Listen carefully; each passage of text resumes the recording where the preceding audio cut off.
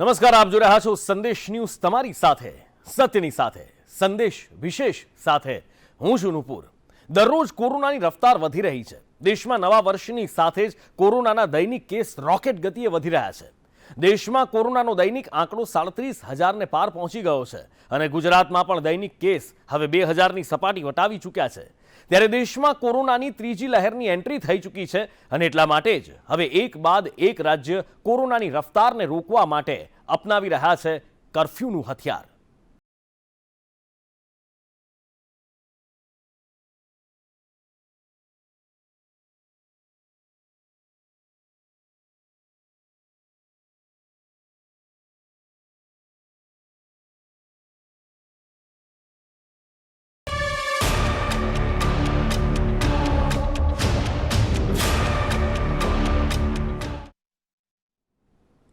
કોરોનાની રફતાર વધી, ઓમિક્રોનની સાથે ડેલ્ટા વેરિયન્ટે વિશ્વના તમામ દેશોને પોતાની ઝપેટમાં લીધા છે અને હવે કોરોનાના આ ડબલ એટેકનો ખતરો હિન્દુસ્તાનમાં પણ પોતાના નવા શિકાર શોધવા લાગ્યો છે, જેના પગલે રાજ્ય સરકારો ફરી નિયંત્રણો વધારી રહી છે અને તેની શરૂઆત રાજધાની દિલ્હીથી થઈ છે।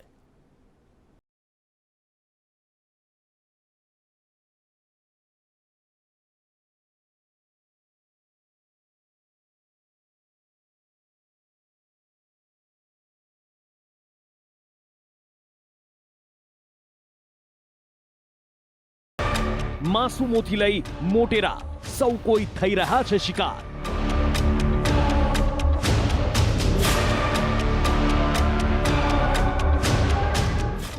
વધતી રફતાર વચ્ચે મંડરાતો નવો ખતરો। ઓમિક્રોન કરતા વધુ ઘાતક કોરોનાના નવા રૂપની એન્ટ્રી।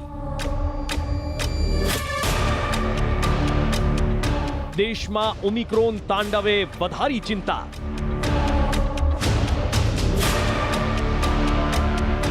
ઓમિક્રોનની દહેશતથી બીજી લહેર જેવા પ્રતિબંધોની શરૂઆત। રાજકીય મેળાવડા પર રોક લગાવવા રાજ્યની કેન્દ્રને અપીલ।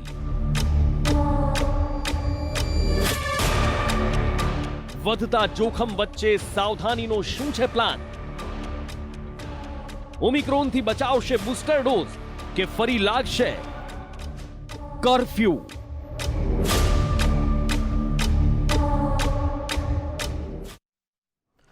કોરોનાના વધતા સંક્રમણને રોકવા માટે રાત્રિ કર્ફ્યુથી લઈ વિવિધ પ્રકારના પ્રતિબંધો લગાવવામાં આવી રહ્યા છે, પણ આ તમામ પ્રતિબંધોની વચ્ચે પણ કોરોનાનું સંક્રમણ રોકેટ ગતિએ વધી રહ્યું છે। જાણે કોરોનાનું આ રૂપ વિશ્વના અન્ય દેશોની જેમ ભારતમાં પણ કોરોનાની સુનામી લાવવાની જીદે ચડ્યું હોય એવું લાગી રહ્યું છે।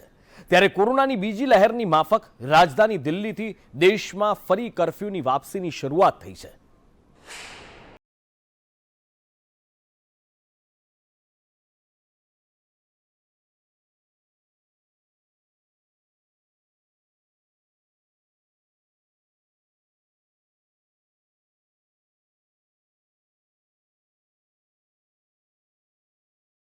અજબ ગજબ લોકોથી બનેલો દેશ છે। અહીં કોરોના સંક્રમણનો ડર પણ છે, સાથે જ બેદરકારી પણ છે। અહીં કોરોનાથી બીમાર થવાની ચિંતા પણ છે, સાથે જ હિલ સ્ટેશન પર મોજ મસ્તીની ચાહત પણ છે। સામાજિક અંતર અને માસ્કની સલાહ પણ છે, સાથે જ રેલીઓમાં ભયાનક ભીડ પણ છે। 2022ની શરૂઆત એ મહાખતરા સાથે થઈ, જેમાં કોરોનાના બે વેરિયન્ટ એટલે કે ડેલ્ટા અને ઓમિક્રોન એક સાથે લોકોને શિકાર બનાવી રહ્યા છે। સરળ શબ્દોમાં કહીએ તો અત્યારે કોરોનાનો ડેલ્ટા અને ઓમિક્રોન વેરિયન્ટ ગમે ત્યારે આપણા દરવાજે દસ્તક આપી શકે છે। ખતરો મોટો છે, કેમ કે ભારતમાં બીજી લહેર દરમિયાન કોરોનાના ડેલ્ટા વેરિયન્ટે હાહાકાર મચાવ્યો હતો।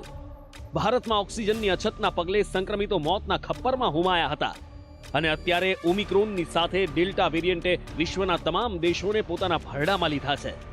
ત્યારે કોરોનાના આ ડબલ એટેકનો ખતરો હિન્દુસ્તાનમાં પણ પોતાના નવા શિકાર શોધી રહ્યો છે। મહત્વનું છે કે કોરોનાનું નવું અને જૂનું રૂપ દેશ જ નહીં, દુનિયાભરમાં એક નવી જ મુસીબત બનીને ઊભું થયું છે અને તેના ટાર્ગેટ પર છે મહાનગરો।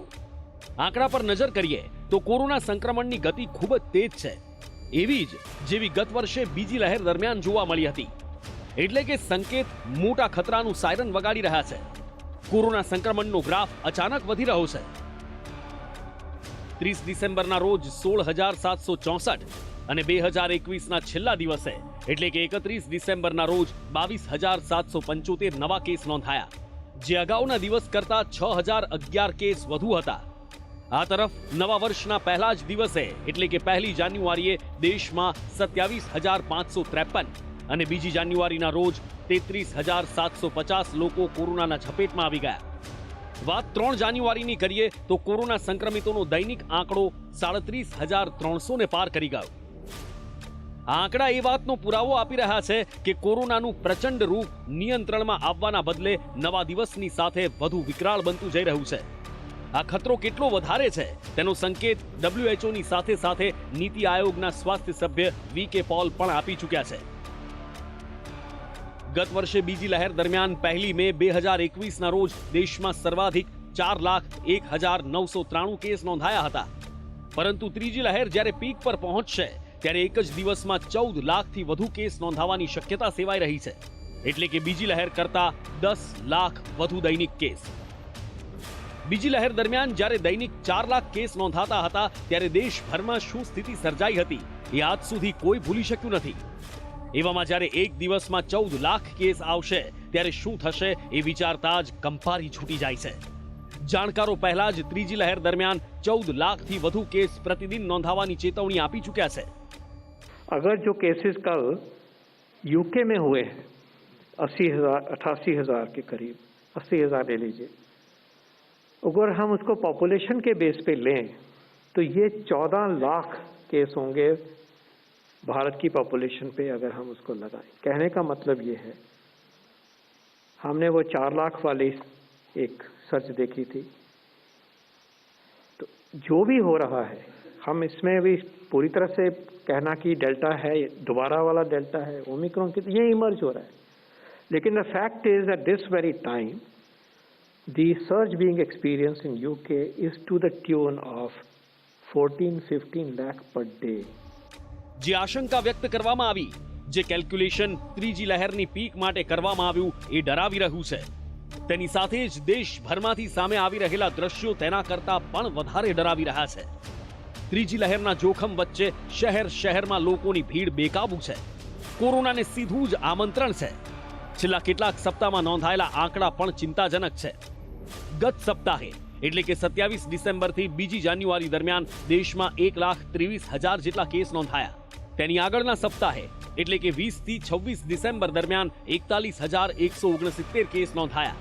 એટલે કે એક જ સપ્તાહમાં 81,800થી વધુ કોરોનાના કેસ નોંધાયા છે. આ આંકડો એ વાતનો પુરાવો આપી રહ્યા છે કે આવનારા સમયમાં શું થવાનું છે. અને આ ડર વચ્ચે વિશ્વભરના દેશોમાંથી જે અહેવાલ સામે આવી રહ્યા છે એ ચિંતાને ભયમાં રૂપાંતરિત કરી રહ્યા છે. કેમ કે મીડિયા રિપોર્ટ્સ મુજબ અમેરિકામાં 3 જાન્યુઆરીના રોજ કોરોનાના 10 લાખથી વધુ કેસ નોંધાયા. એટલું જ નહીં, જ્હોન હોપકિન્સ યુનિવર્સિટીના આંકડા કહે છે કે અમેરિકામાં દર 6 માંથી 1 વ્યક્તિ કોરોના પોઝિટિવ છે. દેશમાં કોરોના વાયરસની સુનામીને જોતા મંગળવારના રોજ રાષ્ટ્રપતિ જો બાઇડન અને ઉપરાષ્ટ્રપતિ કમલા હેરિસ વ્હાઇટ હાઉસમાં મહામારી પર નજર રાખનાર કોરોના વાયરસ રિસ્પોન્સ ટીમ સાથે મુલાકાત કરી. આ તરફ કોરોના વાયરસના ઓમિક્રોન વેરિયન્ટથી ઝઝૂમી રહેલ દુનિયા માટે વધુ એક આઘાતજનક સમાચાર છે. ફ્રાન્સના વૈજ્ઞાનિકોએ કોરોનાના વાયરસનો વધુ એક નવો વેરિયન્ટ શોધી નાખ્યો છે અને દાવો કરવામાં આવી રહ્યો છે કે આ વેરિયન્ટ ઓમિક્રોનથી પણ વધુ સંક્રામક છે. આ વેરિયન્ટ વધુ મ્યુટેડ છે અને તેનું નામ છે IHU. કોરોનાના આ B1.640.2 વેરિયન્ટને IHU મેડિટેરેન્સ ઇન્ફેક્શનના નિષ્ણાતોએ શોધ્યો છે. સંશોધનકારોનો દાવો છે કે આ વેરિયન્ટમાં 46 મ્યુટેશન છે જે ઓમિક્રોનથી પણ વધારે છે. એટલું જ નહીં, અત્યાર સુધીમાં કોરોનાના નવા વેરિયન્ટ IHUના ઓછામાં ઓછા 12 કેસ માર્સેલ્સમાં નોંધાયા છે. અહીંથી લોકો આફ્રિકાના કેમરૂન ગયા હતા. કોરોનાનું આ નવું રૂપ એવા સમયે સામે આવ્યું છે જ્યારે કોરોનાનો ઓમિક્રોન વેરિયન્ટ વિશ્વના મોટા ભાગના દેશોમાં હાહાકાર મચાવી રહ્યો છે અને હવે IHU વેરિયન્ટ સંક્રમણનો પણ ભય છે. દેશ સહિત દુનિયાભરમાંથી કોરોનાને લઈને જે અહેવાલો સામે આવી રહ્યા છે એ ડરાવી રહ્યા છે. દેશના અનેક રાજ્યોમાં રાત્રિ કર્ફ્યુની સાથોસાથ તમામ પ્રતિબંધો લગાવવામાં આવી રહ્યા છે.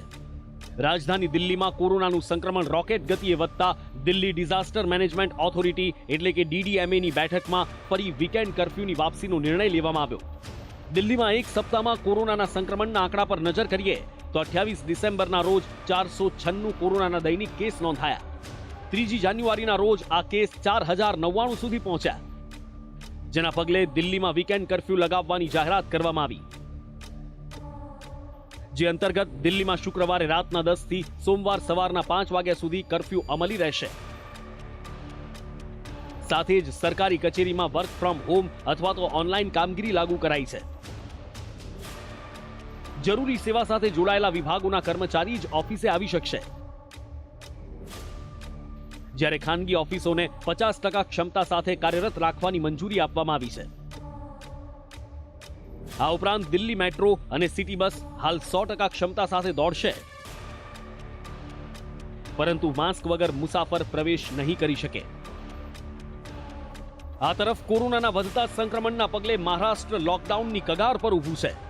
મુંબઈના મેયર કિશોરી પેડનેકરે કહ્યું કે જો કેસ વધશે તો તેઓ લોકડાઉન લગાવશે, એટલે કે મુંબઈ સહિત મહારાષ્ટ્રમાં ગમે ત્યારે લોકડાउन લાગી શકે છે.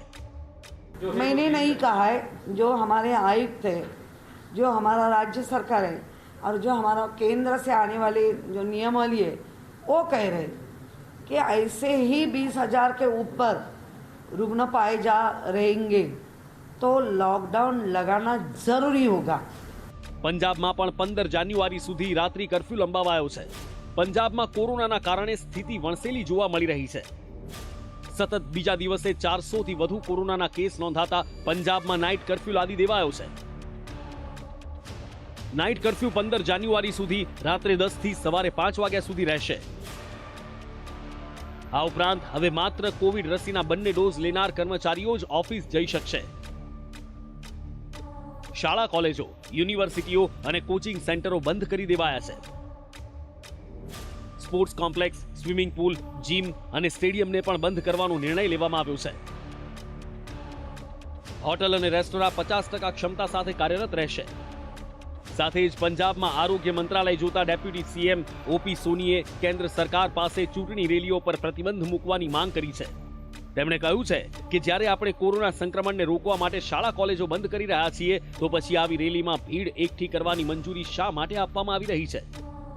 ત્યારે આશ્ચર્યની વાત તો એ છે કે પંજાબ જેવા રાજ્યમાં જો કોરોનાના દૈનિક કેસનો આંકડો 400 થી વધુ જતા જો આટલા પ્રતિબંધો લાદવામાં આવે તો ગુજરાતમાં છેલ્લા 4 દિવસથી દૈનિક સરેરાશ 1000 થી વધુ કેસ નોંધાઈ રહ્યા છે. પણ તેમ છતાં ગુજરાતમાં અત્યારે પ્રતિબંધોની જરૂર નથી લાગતી. ત્યારે જોવાનું એ રહ્યું કે ગુજરાતમાં કોરોનાના દૈનિક કેસનો આંક કેટલે પહોંચે ત્યારે સાવધાનીના પગલાં લેવાનો નિર્ણય લેવાય છે કે પછી રાત્રિ કર્ફ્યુના આધારે જ ત્રીજી લહેરનો પણ સામનો ગુજરાત કરશે. આ વાત માત્ર ગુજરાત પૂરતી સીમિત નથી. ગુજરાત સહિત દેશના મોટા ભાગના રાજ્યોમાં કોરોનાની રફતારને રોકવા માટે હાલ રાત્રિ કર્ફ્યુ જ અમલી છે. પરંતુ પ્રતિબંધના દાવાઓની વચ્ચે સામે આવતા દ્રશ્યો કંઈક અલગ જ કહાની કહી રહ્યા છે, જેના પરિણામે દિલ્હી અને પંજાબ બાદ દેશના અન્ય રાજ્યોમાં પણ આકરા નિયંત્રણો લગાવવાનો વારો આવી શકે છે. બ્યુરો રિપોર્ટ, સંદેશ ન્યૂઝ.